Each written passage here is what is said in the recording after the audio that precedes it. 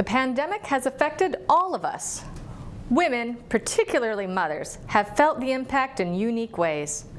Mothers in Crisis, Pandemic Stress. Tonight, On Call with the Prairie Doc.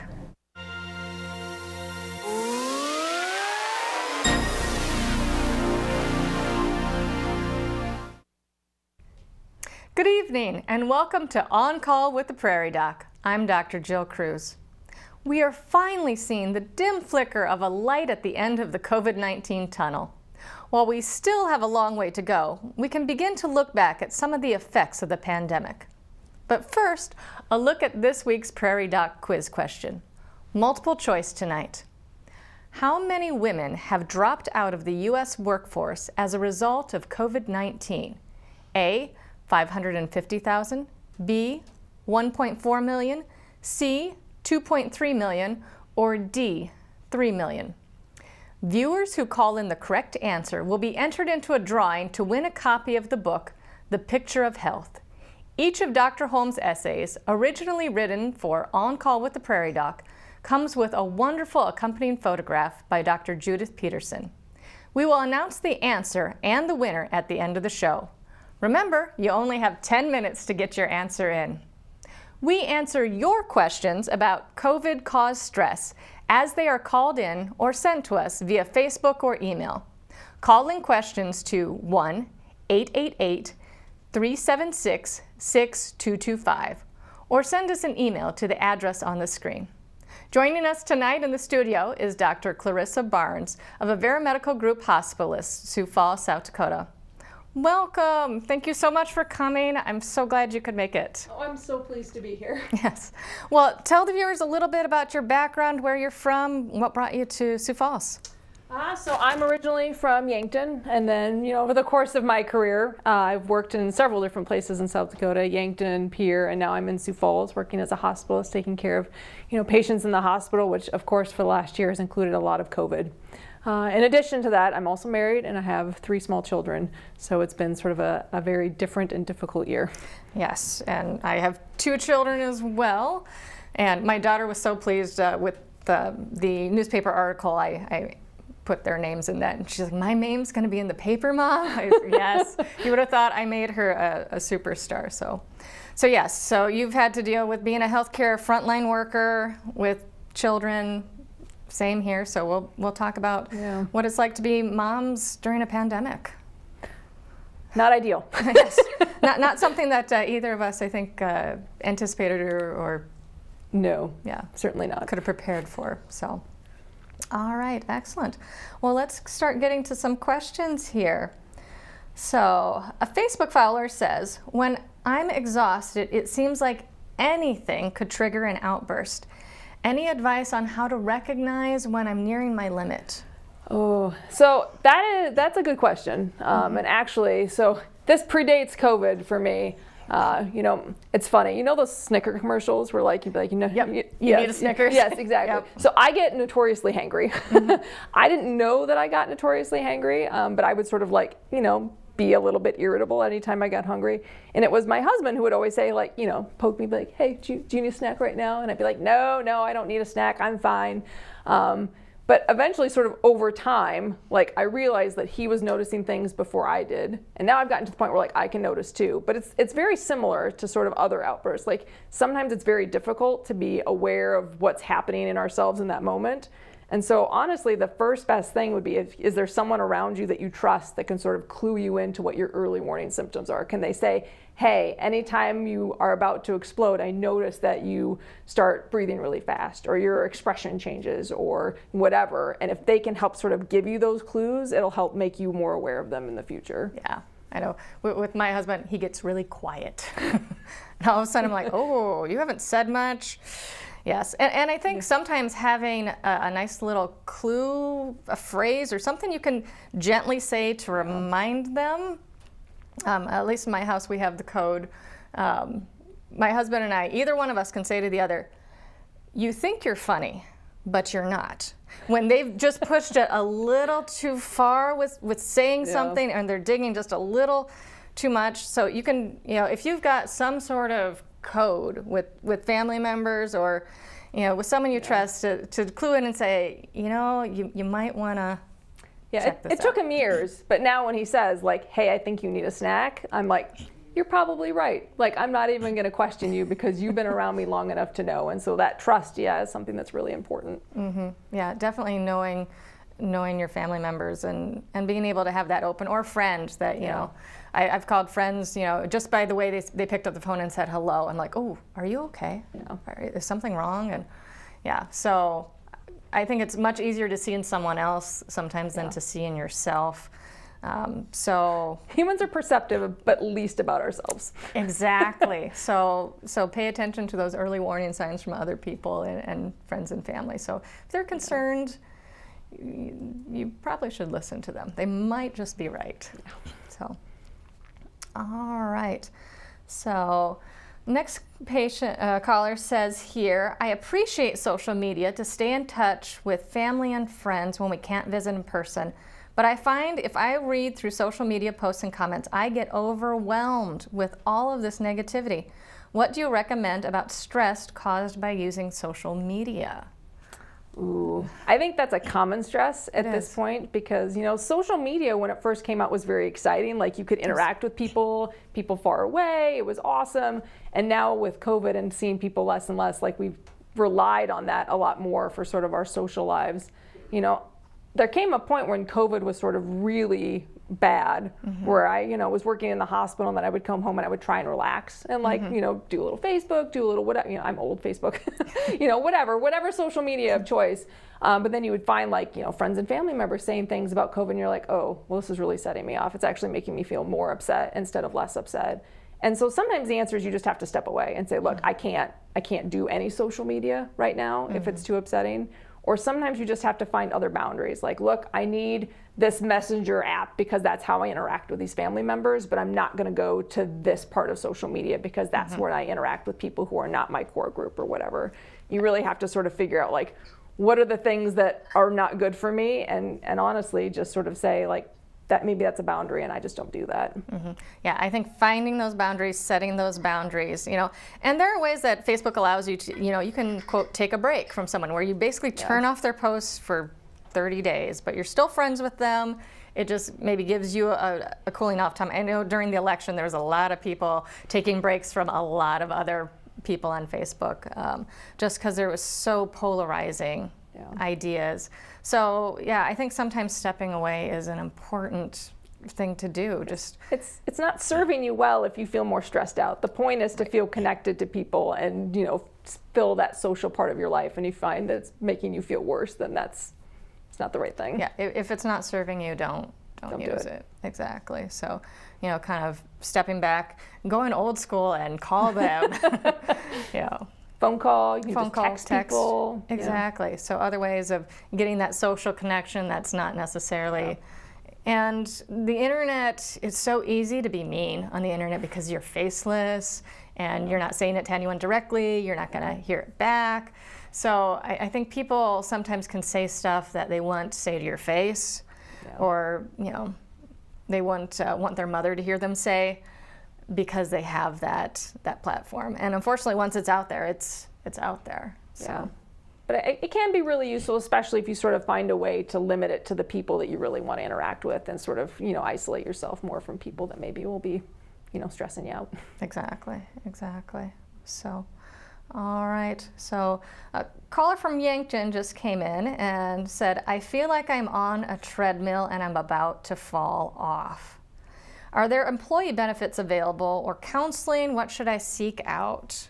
So most businesses, have some sort of employee assistance program, some sort of benefit where you are allowed to, sort of have, usually there's certain amounts of sessions for free even where you sort of can talk to a counselor about what's going on.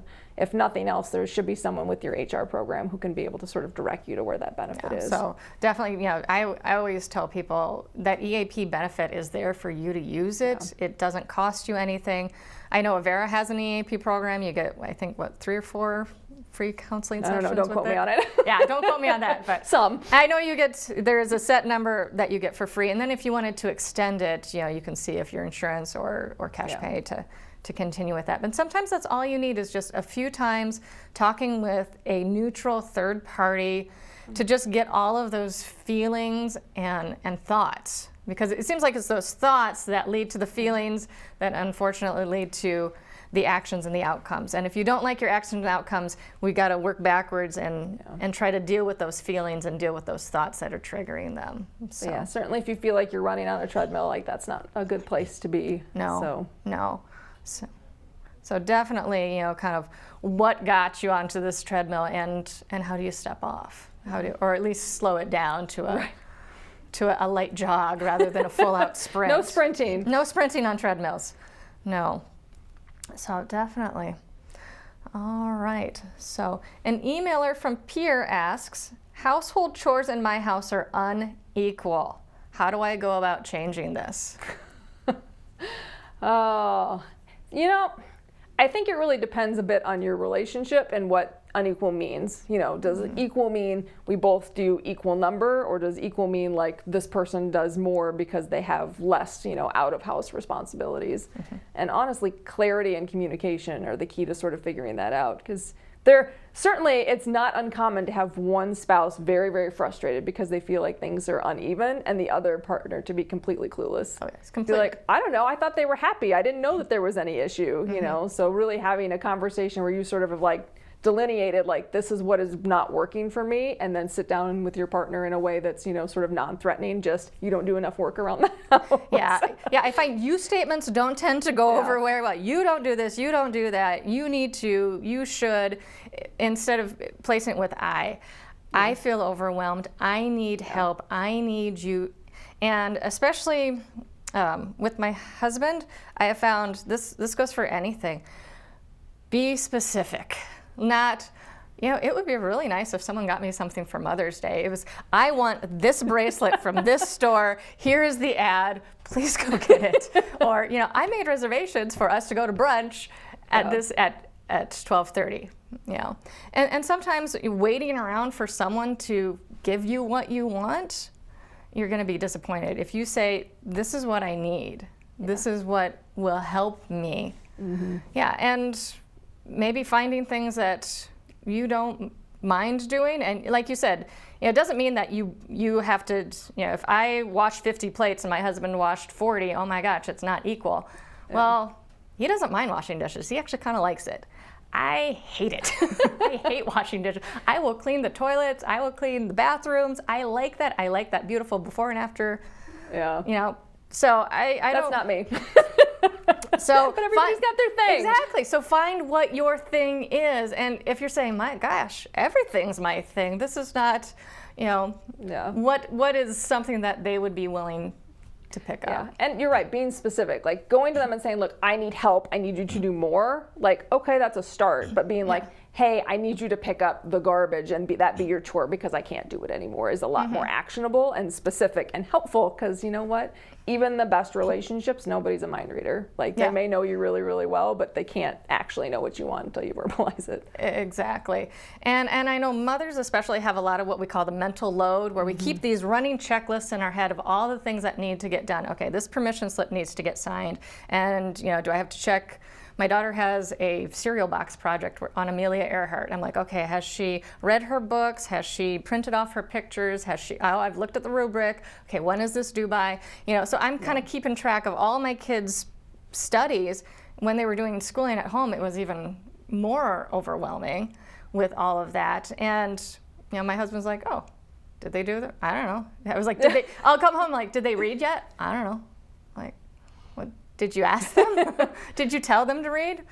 Maybe, So it can lead to this frustration and anger and resentment if it's not addressed appropriately or in a timely manner. Yeah, because ultimately, usually there's one person who's responsible for each of those sort of like emotional like, hey, I'm the person who knows what's in the fridge and what needs to go and what the schedule for, grocery shopping and that sort of stuff is. And like, even if you don't know that I know that, like I can tell you how many bottles of ketchup we have in the storage and how many, you know what I mean? Like I know all those things, and so being able to say, you know what, I need you to know all the things about like the kids' school project, like that's going to be your thing. Right. And knowing who's responsible for what, because I'm sad to say that we have a graduation card that's been sitting from last year that has not yet been mailed out to my husband's nephew. I really apologize, because it was one of those, I picked up the card from the store, and then one day I was like, well, how much do you want to give him?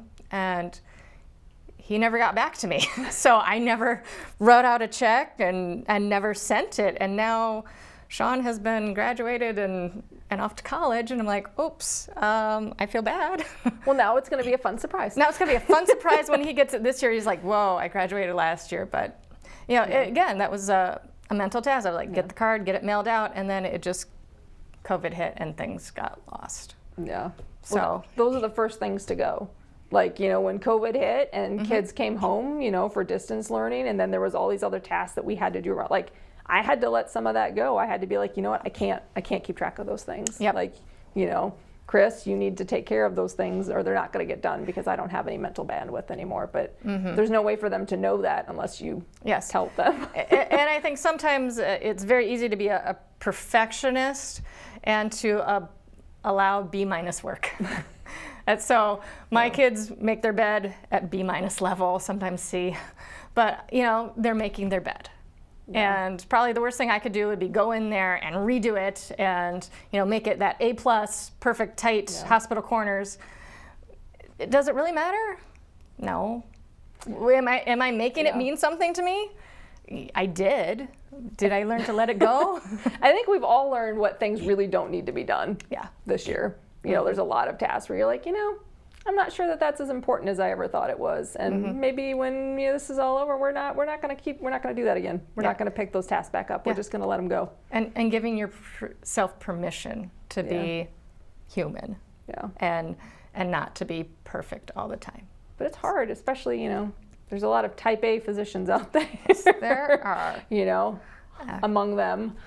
But you have Guilty. to, a lot. Yes. But you have to sort of be like, I can do all these things, or I can let some of them go and be happier. Exactly. And happy beats perfect every single time.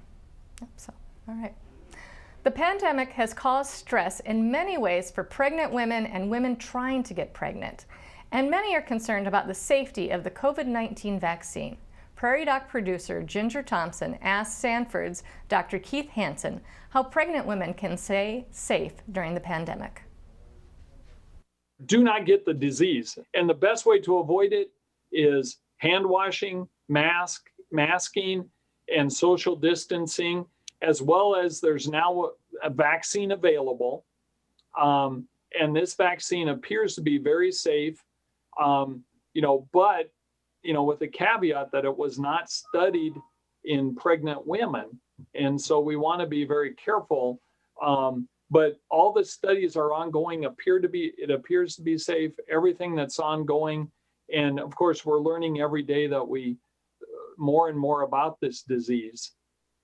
It does appear that the antibodies that are created during the vaccine, which actually are higher than if you get the disease itself, actually appear to cross the placenta and get into the baby's system. And early studies also suggest that those antibodies get into the breast milk and also may help protect the baby. Immunizations are amazing. They help protect so many adults out there, but they really help to protect our children and our little babies.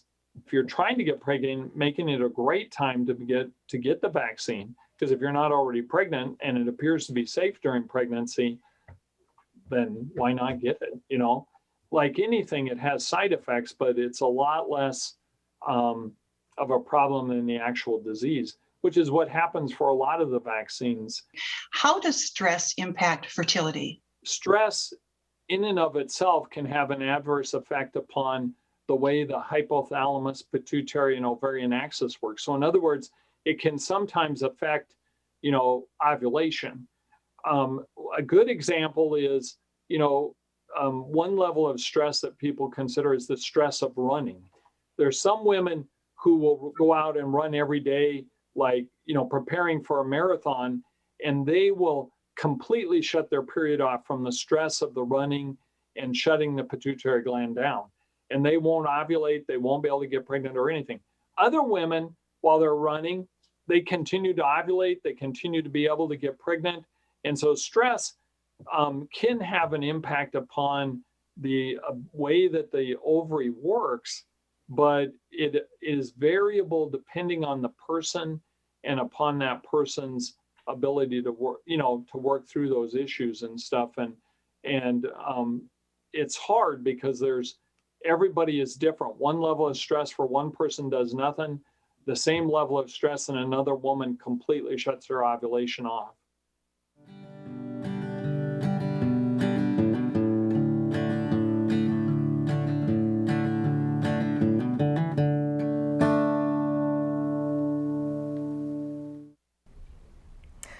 Clarissa, a couple rumors that were swirling around the internet were that the vaccine could cause infertility or birth defects, and that since the vaccine wasn't studied enough because it was rushed to market. Do you want to talk about those or dispel any of those rumors? Or? Yeah, I mean, I would say that those rumors are, in fact, rumors and are not based on facts or science. I think that there's a little bit of a misnomer because the vaccine sort of went from beginning to end so quickly that it was rushed. I mean, a lot of the science that they used to develop this vaccine had actually been in the works for another purpose for a long time.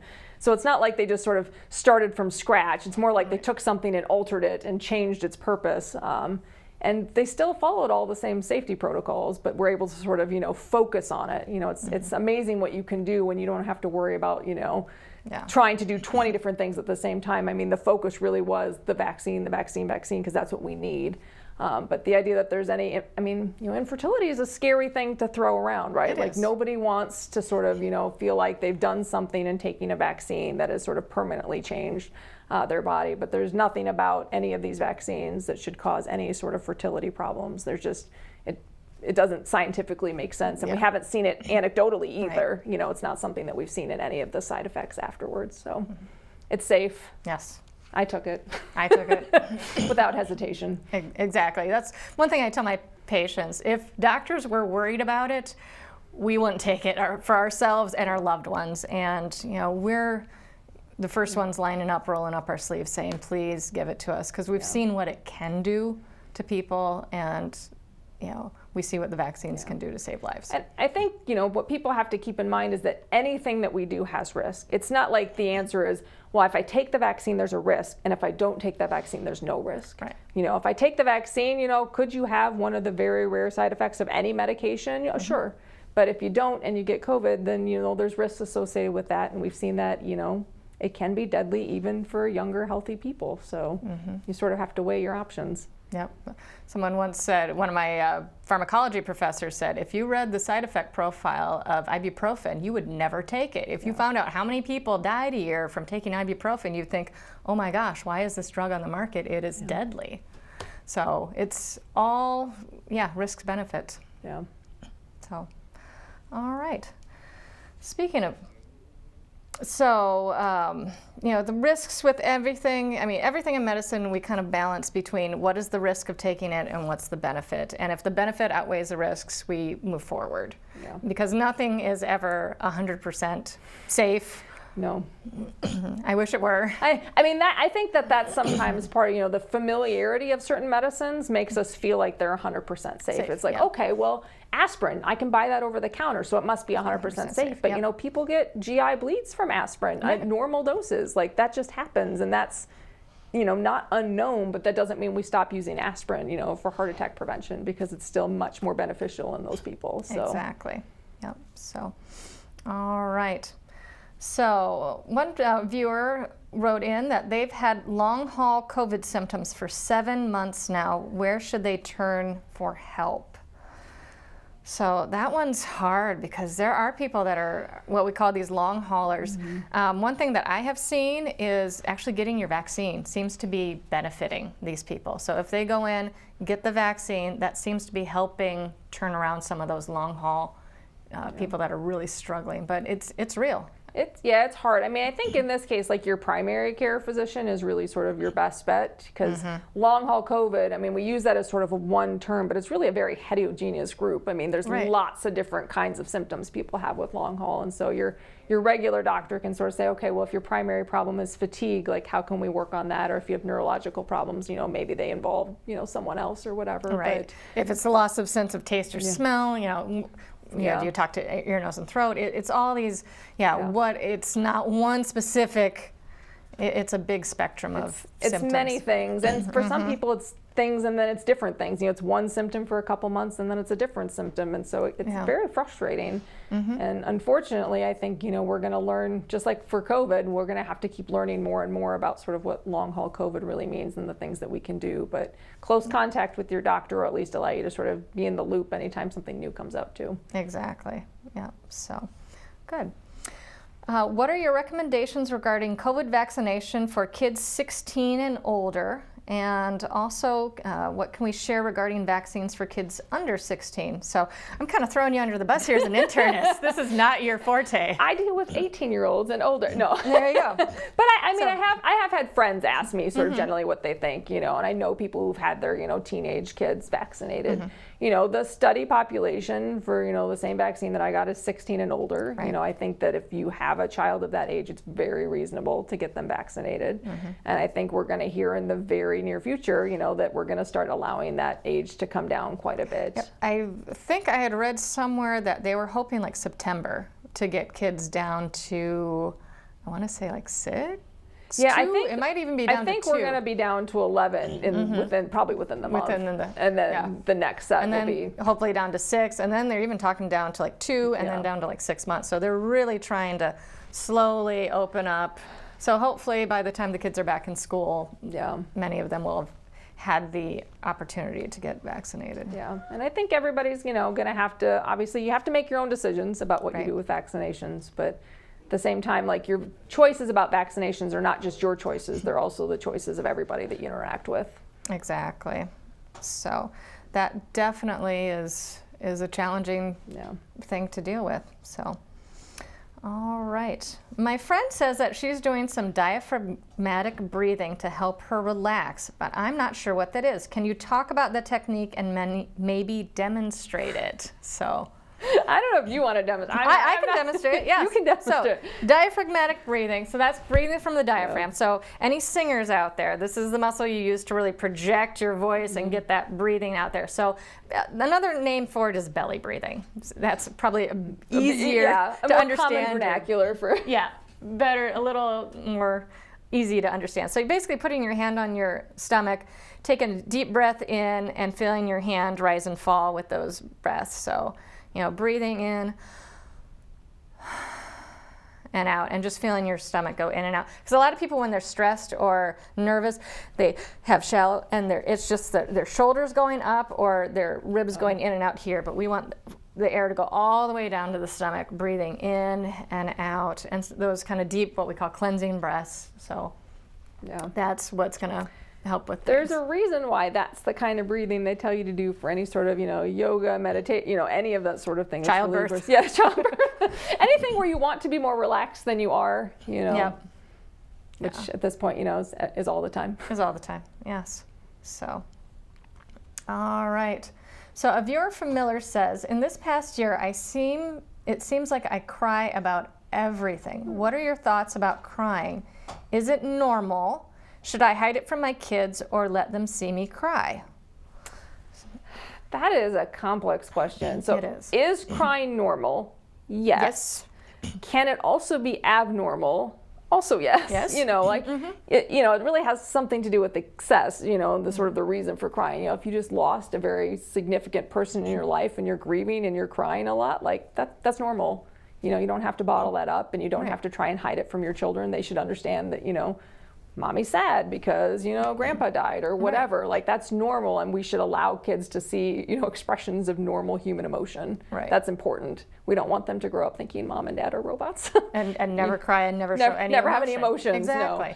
But, if you find that you're crying all the time and you don't even really know why you're crying, and you feel like it's excessive for you, and you think maybe it's due to something else, anxiety, depression, whatever, like, maybe that's something where you don't just sort of say, well, crying is normal. Maybe that's something where you need to talk to your doctor and say, okay, I think maybe I need to do something about sort of the underlying cause for why I'm crying. Yeah, exactly. Point. I mean, there's a big spectrum of of how much and why. There's never a black and white answer in medicine, we're finding. Yeah. It's usually kind of shades of gray of what is, even normal. What does normal even mean? I don't think I had a medical school instructor that would dock off points if you wrote exam was normal, because she's like, there's no such thing as normal. Tell me what you saw. We can have expected findings, but normal doesn't exist. Yeah, so. And there's all gradations. I mean, really, is this crying amount abnormal for you? Yes. And is it impairing your life and impairing your relationships? But yeah, and I think it's also age of your children takes a big difference. Crying in front of your 4-year-old versus crying in front of your 16-year-old, very different connotations. 4-year-old, why are you crying, mommy? Are you okay? Are you mad? Did I do something wrong? Give me a hug. 16-year-old, it will definitely get their attention. So I think taking into account your age and of the children, their maturity level, and kind of what you're dealing with. So, yes. So speaking of mothers, the pandemic hasn't been easy on anyone, but it has affected mothers in more ways than we know. Karma Burnt shares some networking opportunities for mothers in the Brookings area Bethel Baptist Church. The goal of women's ministry is to get the ladies in our church and ladies in the community, it's any women in Brookings area, just more involved with each other, to grow their relationships with the other women in the community and in the church, and grow the relationship with God. The church has 2 website or Facebook pages. They're the Bethel Women's Ministry. We have a Facebook page of that, and you can join that. There's also another group of ladies that I'm on the mentorship team of that group of ladies, and that's called a program called BAM, Brookings Area Moms. And that one we just started up this last school year, and we're kind of trying to decide what we're doing for the next school year, but there is a Facebook group for that as well, and that is totally geared towards moms in the community. And we had a good showing this year of moms coming out, and once again we met 2 times a month and social distanced, but a number of those moms would get together outside those time frames and had play dates with their kids and different things like that. So we do try to offer as much as we can for the moms in the community. Within the BAM, we did see a lot of moms coming this year saying, they just needed to get away and just have some time for themselves. And they said numerous times how much they benefited just that hour and a half, 2 times a month. We did offer childcare during that time too, so that if they needed to, they could bring their children with, and then they could have just some alone time. And many of the moms, we had Monday was our last meeting for the year, and we just had some snacks and whatever, and the moms were all like, oh, so thankful that we had this time. And we got to know, I personally got to know a couple moms that now if I see them in the community, we stop and chat, and so those are the things that have helped, and the moms always say that helps them so much. I've even ran into a few that I mentored in the old MOPS days, and I still sit down, when I run into them, they're like, oh, how's it going? So it's all those little one-on-one little relationships that develop, and it does help. Just knowing you can go talk to someone, give them a phone call. And at the table on Monday, one of the mentor moms and another mom, I could tell they had formed a good relationship with each other, and they're like, oh, here's my number, so we can still get together after this is all over, and so then I can ask you questions, or so it's very good for moms. Need other moms, and especially when you're in this pandemic, when you feel so isolated, they seem to really appreciate that.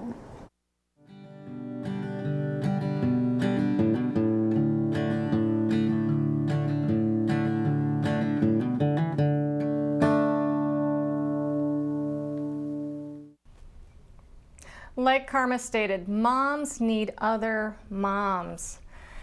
How important are support groups to help mothers cope? So important. Yes. And they're one of the things that, were really hard to find this year, whether you were, a frontline worker and you were just so in the weeds that you didn't have any space for that, or whether or not you were physically distanced from your normal support group because, everyone was in their homes. it's been a real tough year for moms who are normally used to sort of, talking and sharing and, is this normal? Is this not normal? How's your day going? Right.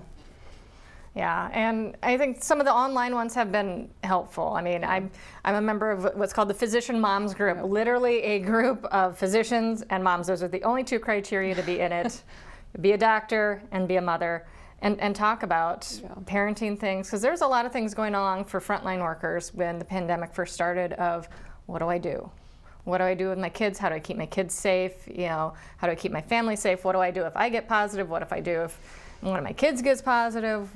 How do I manage, extra shifts at work when we're all needed, all hands on deck, everyone has to be there, and then people kind of talking about what their rituals were when they came home. This is where I'm, people stripping in the garage or living in the garage in a tent. I had a friend that actually did that for a while because they were so worried about bringing stuff into their family. And people are saying, okay, talk me off the ledge here. Am I being excessive? Is this evidence-based? Am I doing too much? Am I not doing enough? So having a sounding board of someone else to kind of talk you down off your ledge, because doctors are great doctoring other people, but we are terrible at doctoring ourselves. Terrible patients. Oh, terrible patients.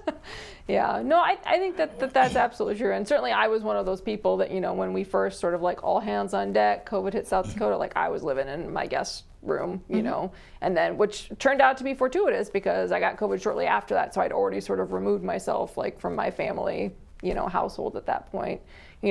Was that necessarily, like, would I make that same decision if I knew everything I did now and would happen again this year? Maybe not, but I think at that point we were really looking at like very little data. We didn't It was know. just sort of like, well, I don't know, this is what I'm going to do, and we'll sort of see how it shakes out. People in Italy and New York are dying. We don't want to be in those numbers. This is the information we have and not much for treatment. So. And at that point, it was a lot of unique challenges. I mean, most of the non-physician women that I knew with kids, were not working, they're outside of the home. They were either, not working at all outside the home, or they were doing their sort of normal jobs, but they were doing them from home. Like I was one of the few people I knew, except for the group I worked with, that like still had to go out. And so sort of that additional stress of like, now I feel like I'm the vector for my family, how do I protect my family from me? How do I protect the people that my family might interact with from me through them? That sort of stuff. Like none of them really knew what that was because it was a challenge unique to me. So having other, physician moms, was very valuable. Exactly. And I was reading U.S. Department of Labor put out statistics, and they said 78% of workers in a hospital are female. And when you think about housekeeping, you think about cafeteria, you think about all the nurses, you think about physicians, there are a lot of women keeping hospitals running. Yes. It is run by women. I mean, even historically, hospitals were run by nuns. They were, a lot of times run out of convents. So women have had this tradition of being frontline workers and caring during pandemics and during health problems. And this was a very unique, like you said, with everyone else, working from home, staying from, which had its own unique set of challenges and difficulties. But a lot of that, and 70% of pharmacists are women. So you've got those people at risk, and 51% of grocery store workers. So a majority of your front line that were going in to work were moms. And then the ones that needed, childcare, again, a lot of people dropping out because who is there to take care of the kids? So, and very, very difficult. I mean, what do you do when your job requires you to be there for the functioning of society, but you also have children? Yeah, and I think that led to at least a lot of mom guilt for some people, and and even those working from home. Are you being present with your kids? Well, no, you're trying to work, and I don't think that ever worked out quite as well as anyone anticipated. Wouldn't it be nice to work from home? And it's challenging. Trying to create those separations of now I am at home, now I am at work, and how those worlds just collide. There are a lot of families that have spent a lot of time in small spaces for extensive periods of time, more so than they ever have, in the history of our current society. Yes. And that sometimes can cause tension between siblings and tension between spouses, and tension between everyone. I mean, calls to domestic hotlines, domestic violence went up dramatically around the world, not just the U.S.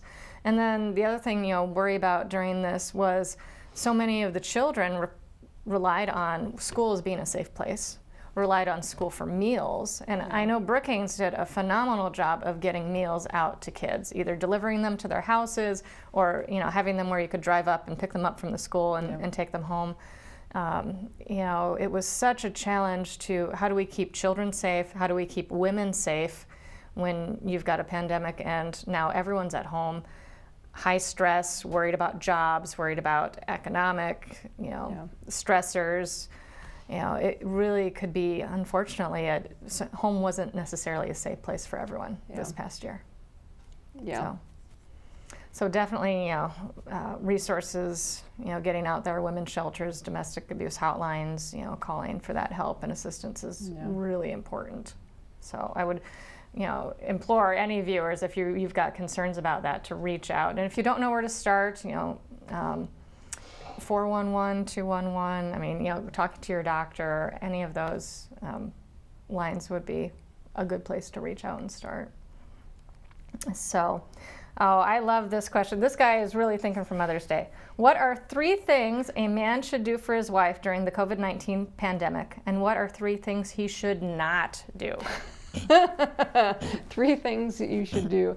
I mean, honestly, it's funny. I think, like, compliments are such a big thing that we've you know what I mean? Like, we've sort of lost because you don't have as much interaction with other people. Like, you're not like, oh, I'm wearing this new thing, and somebody says, oh, that's a very nice pair of shoes. Or, like, that doesn't happen as much anymore. Right. And certainly when we're at home, we're maybe not dressed like that as much as we were, like, we're, this year of yoga pants at home. Yeah. So it's easy to be like, oh, whatever, we just look the same, everything's like, but like, that sort of stuff really is important to people. So to be like, maybe it's not, hey, you look really nice today. Or maybe, hey, I noticed that you really like stepped up and doing this thing, or you really helped out doing this. Or, hey, I noticed that you're putting a lot more time and effort at work and I appreciate that. Or whatever it happens to be. Like, you can't forget to sort of like, Yeah. Gratitude goes a long way. Right. People are willing to do a lot as long as they're, also a little bit recognized for what they're doing. It's the sort of like taken for granted thing that really like leads to resentment and irritation and that sort of stuff. Yeah. And I would say allowing them to have space. One of the biggest gifts my husband gave me one time was I was just completely overwhelmed, and he's like, kids, we're going to Dairy Queen. And they're like, where's Mom? Mom's not coming. I was like, why not? We're getting her a Blizzard. So like, just go. I need some space, and I need quiet, and I need time to think. And I need a shower without little fingers under the door and someone knocking, when are you going to be out?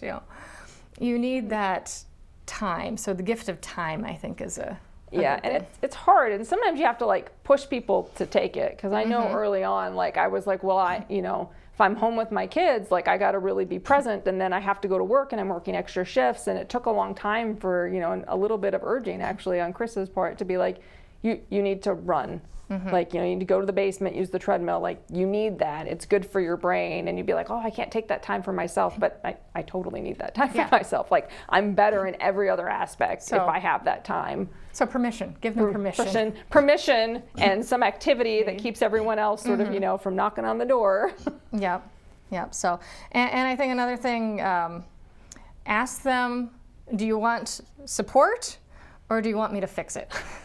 Because that is a problem with my husband and I. He learned very early on that when I come with him a problem, he's a problem solver. And he's like, okay, this is the problem, and this is what we're going to do to fix it, and this is what we're going to do. I'm like, no, that's not what I want. I want you just to hold me while I'm crying and tell me it's going to be okay, and listen. I want you to listen. I don't want you to fix me. I'm not broken. I just need someone to listen. So maybe ask them, and sometimes I'm like, you know what? I totally want advice. I want you to tell me, let's brainstorm on how I can fix this problem. So maybe women clarify, do you want to fix or do you want support? And I would start with the support first, guys, and then go to the fix. And that's always a good thing. Yeah, that actually is really good advice for like most things. Like, I use that all the time because I also tend to be a little bit of a fixer. Like, you come to me with a problem and I sort of am like, okay, well, what can we do? And so I've really had to learn to be like, would you like me just to listen to you right now? Okay, cool. We'll just Yes. listen. I won't Yes. try and give you any advice. We won't try and fix any of your problems. But, sometimes people, it's really hard to just be like, to come to someone and be like, I need you just to listen to me. Yeah. It's not necessarily things we're used to saying, but if you ask them, Right. they'll be like, oh yeah, that's what I want. Yep. So I would say things not to do. Don't minimize or discredit and say, oh, it's not that bad, or so-and-so has it worse, or, I don't care about so-and-so. Yeah. Let me feel this. So Yeah, I would say don't act like business is normal. I think, this was not my experience because Chris was great, but like I do know people where it's like, well, the one partner just sort of assumed, okay, well, I have to work from home, but I'm going to work from home and I'm going to be like unavailable in my spot, and you can sort of do things over here. You have to sort of renegotiate new boundaries in this very weird world. Yeah. You can't just assume like I have all of this space and time and you can figure it out. Like you really have to sort of attack it as partners. Communication. I think communication is the biggest thing, where you just talk to each other and let each other know. The meme where the guy's like looking at his phone, she's like, I wonder what he's thinking. And it's usually some odd, random, off the wall thing. Well, yeah, we want to know what you're thinking. We want to know that, if you're concerned too, or am I just blowing this all out of proportion here? Is there something that, I'm having issues with? So tell me it's not just me and I am not alone here and I'm not going crazy. I think that's the biggest thing. But I would say biggest thing you can do, this is what my husband sometimes has done. He has stood at the doorway and thrown Hershey's Kisses at me, and I usually start eating the Hershey's Kisses and laughing because it is so absolutely absurd and shows so much love, because he knows I love chocolate, and that fixes the problem, and then we can go forward from there. So if worst comes to worst, throw Hershey's Kisses from the doorway and wait till she stops growling. So thank you so much for that. Kudos for whoever. It was a great question. That was a very great question. And now for the answer to tonight's Prairie Doc quiz question. How many women have dropped out of the U.S. workforce as a result of COVID-19? A, 550,000, B, 1.4 million, C, 2.3 million, or D, 3 million? And the answer is C, 2.3 million. The winner of tonight's quiz is Phyllis Burndell from Aberdeen, South Dakota. Thank you so much, Phyllis, for participating. A book will be in the mail soon. We'll be right back after this. Have you heard? The Prairie Doc has a podcast. Listen to Prairie Doc Radio and On Call with the Prairie Doc wherever you get your podcasts. These programs feature physicians and other health professionals discussing various medical topics important to you and your family. Look for Prairie Doc on SoundCloud, Apple Podcasts, Stitcher, and more. The Prairie Doc Podcast. This has been an exhausting year for moms. Last spring, we had no idea we would still be dealing with this pandemic a year later. It presented difficult decisions such as in-person school or remote learning, how to work from home while caring for children, or how to pay the bills without work, when to let children visit their grandparents, what to do for birthdays and holidays. Regardless of the decision made, it seemed someone somewhere was judging our choice. But I want you to know, I see you every day doing the best you can. And to all the new moms, I see you when the OB floor was empty of friends and family there to celebrate the new life you brought into the world. If you were COVID positive, I see you with your beaming smile behind a mask as you hold your new baby. To mothers of toddlers, I see you trying to keep little fingers out of mouths as you teach them to wash their hands. I see you attempting to be professional on a Zoom meeting with toddlers giggling and playing in the background. I see you moms of elementary and middle school children as you took on the role of teacher to keep your kids learning during the shutdown. I see you search for answers to big questions from your children about when things will be normal again. Mothers of high school children, I see you consoling your juniors and seniors who missed out on sports seasons, proms, and graduation ceremonies that were either altered, cut short, or canceled. I see you advertising prom dresses for sale captioned, "Only worn once for pictures." I see you moms of college-age children. Yes, they are still your babies. And as they prepare to leave the nest for school or a job, this new world experience will not be the same one you remember. Yet I see you helping to make the most of it. Grandmothers, I see you too. You have two sets of babies to think about, your adult children and your grandchildren. I see you longing for their visits and hugs. And I see you when your family could not be with you in the hospital or the nursing home.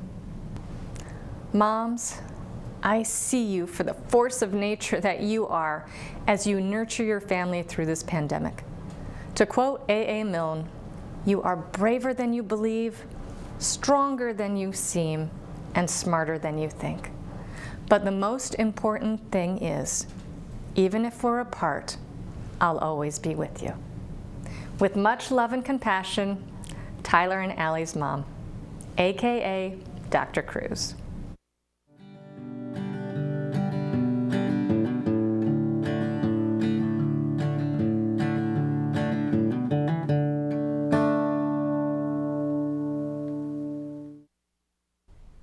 A big thank you to our guest, Clarissa, for volunteering her time to help us explore the stress caused by the pandemic as it relates to moms.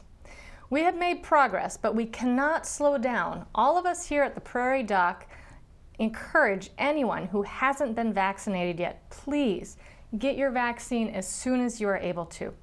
It will protect not only you, but many of those who are around you who are also vulnerable. If you would like more information about this program or to see and hear more episodes of this program, please like and follow us on Facebook and YouTube or visit us at prairiedoc.org. And be sure to look for this podcast of this program, Prairie Doc On Call, wherever you get your podcasts. This episode is the last live program for this season. We have several new, previously recorded programs that will follow, and then selected rebroadcasts for the remainder of the summer. We have been through a lot this year, and we are excited to move forward to the 20th season of providing honest, unbiased medical information. That does it for tonight. From all of us here at On Call with the Prairie Doc, until next time, stay healthy out there, people. Medical care often seems pretty monochrome and straightforward. In truth, there is an important function of art involved, the healing power of art. Next time, On Call with the Prairie Doc. Hello, I'm Dr. Ken Bartholomew from Pier. Last fall, I instituted the Healing Words Foundation Kayak Challenge, and we got a good start, but inclement weather and 3 cancer surgeries halted our progress.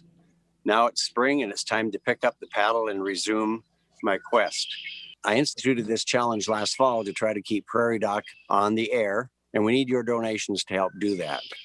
This will help keep advertisement-free medical education coming to the public.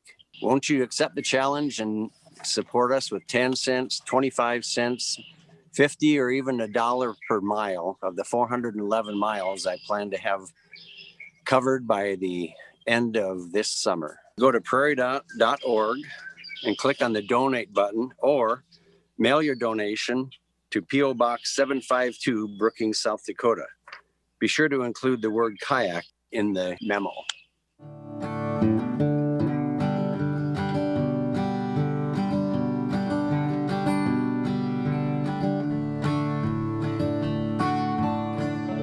Major funding for On Call with the Prairie Doc has been provided by Avera is a proud sponsor of On Call with the Prairie Doc on South Dakota Public Broadcasting. Larson Manufacturing is proud to support On Call with the Prairie Doc as it continues to open doors for important medical information.